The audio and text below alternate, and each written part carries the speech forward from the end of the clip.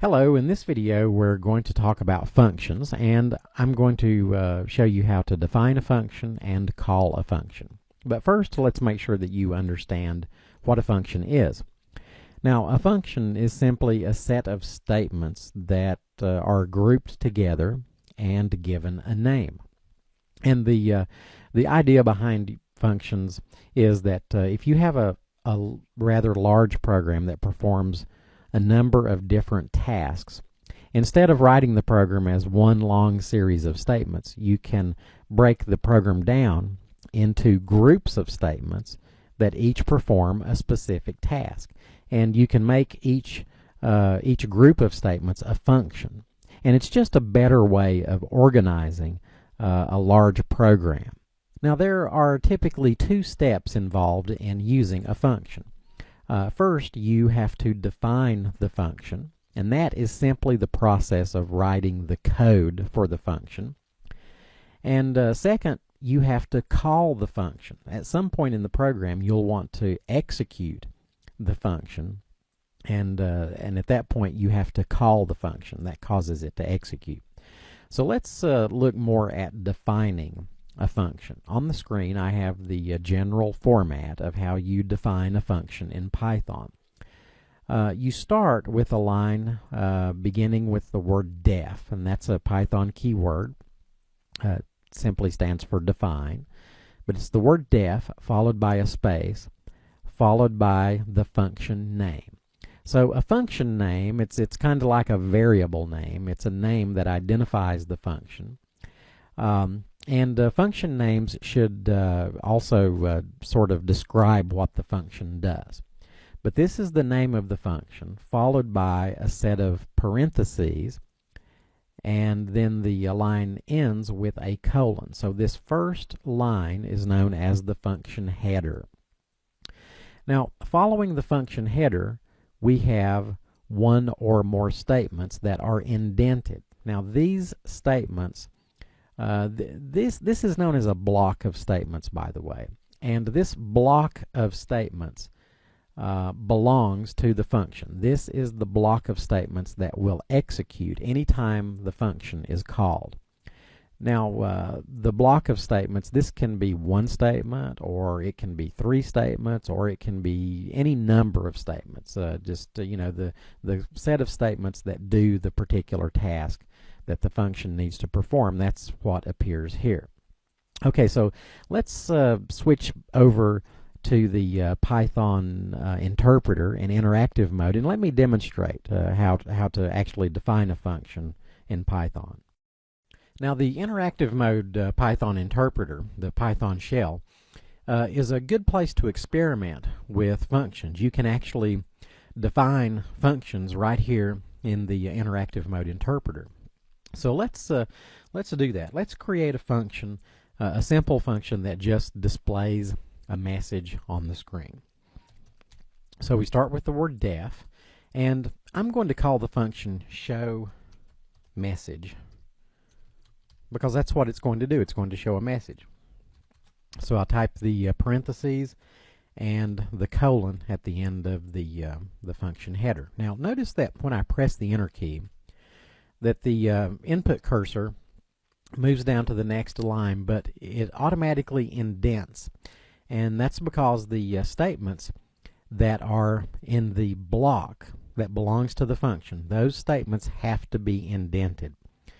The indentation is required because when the Python interpreter reads the function definition, it uses the indentation to know where the function ends. When the indentation ends, that's the end of the function. Okay, so this function is simply going to print the message, hello world, and that's it. So here in the interactive mode interpreter, I'll press the enter key, and this is the end of the function, so I'll press the enter key once more, and I get my prompt back. Okay, so we have now created a function named show message. So let's execute the function. Let's call the function. To do that, we simply type the name of the function with the parentheses and press enter, and you can see the output of the print statement. So when I typed this statement here, show message with the parentheses, and pressed enter, the interpreter executed the statement that is in the show message functions block. It's just one statement. It prints hello world, and there is the output. Okay, let's do another example. Let's create a function that has more than one statement. I'm going to create a function called show info, and this one is going to have more than one statement. Print, I'm going to print John Smith's information here. Not really a John Smith, just making it up. But let's say that John lives at 123 Main Street, and let's say that John's phone number is 919-555-1234. Okay, so these three statements, these are the only statements in the function. So I'm going to hit the enter key and then once more, and now we have defined a function named show info. So if I want to call this function, I simply type show info parentheses and press enter, and you can see that the interpreter executed the statements that are in this function's block. We still have the show message function, by the way. I can call it because it still exists in memory. Okay, so it might be a good idea for you to open up the Python shell, the interactive mode interpreter, and try some of this out on your own.